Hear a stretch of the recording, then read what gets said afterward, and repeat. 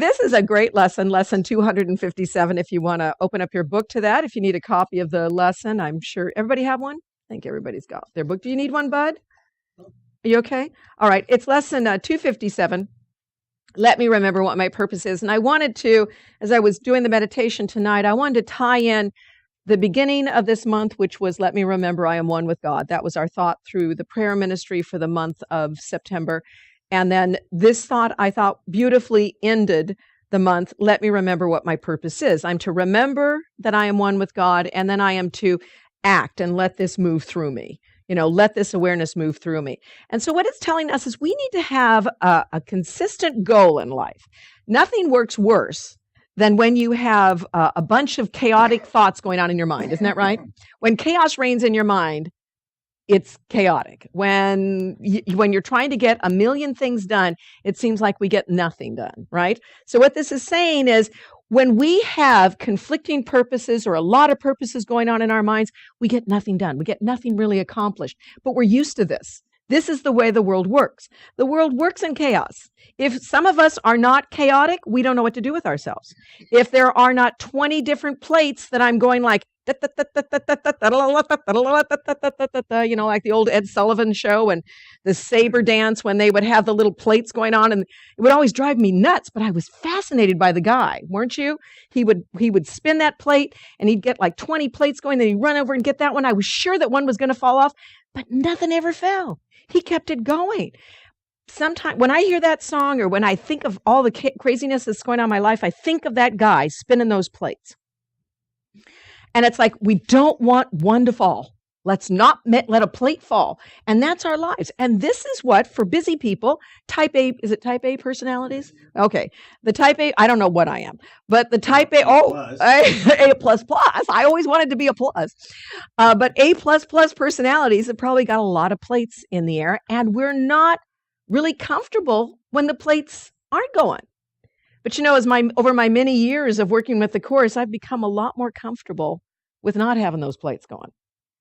And I begin to believe I am entitled to the miracle of not having to spin my plates anymore. So when I look at this lesson, it's a perfect one. I forgot, it says, what happens is in this world, I have forgot my goal. I'm sorry, if I forget my goal, I'm going to be confused, unsure of what I am, and thus conflicted in my actions. And when we move from, and the Course even says that, when we move from the chaos of the ego to the peace of God, it's very different for us.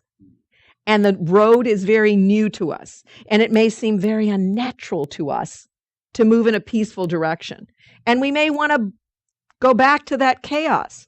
But what ends up happening is as we begin to enter into His presence, as we begin to remember what our purpose is, as we begin to remember that we are one with God, we find that we are not as comfortable with the chaos and the 20 plates spinning anymore. That's not what rewards us. That is not where we want to be. And so we begin to move gently and slowly to the truth. But of course, it's constantly telling you, remember, this path is new to you and you're unsure of it. So you need help along the way. That's why it's constantly saying, ask for help. Ask for help and it is given you. Ask for help. So if I forget my purpose, what my real purpose is, I get caught back up in the confusion of the world. I can be but confused.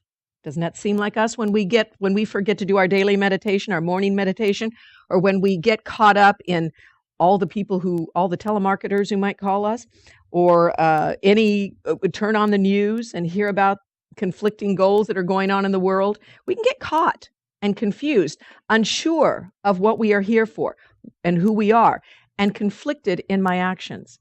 And it says, no one can serve contradicting goals and serve them well. The goals of the world, what do you think the goals of the world are? This world, let's say, chaos. The goal of the world, the goal of the ego is fear. It's chaos. It's to keep you off balance just a little bit. Now, it's covered with these ideas that I'm going to give you some peace at the end of the rainbow, that if you just keep following this thing, there's going to be a pot of gold. But you have to keep following. And for some reason about rainbows, have you ever tried to follow a rainbow? Just think, have you ever seen a rainbow and then you see the end of it? You go, just drive in that direction. Let's see what happens. Maybe it gets brighter. I mean, I'm not looking for a pot of gold, but what's at the end of it? And I said, drive in that direction. For some reason, it's always elusive, isn't it? It's never there. It's always a little bit farther, a little bit farther. Yeah, it disappears finally. Well, that's the ego. It's elusive. It promises you success. It promises you happy ever after. It promises you perfection. And it never quite works out that way.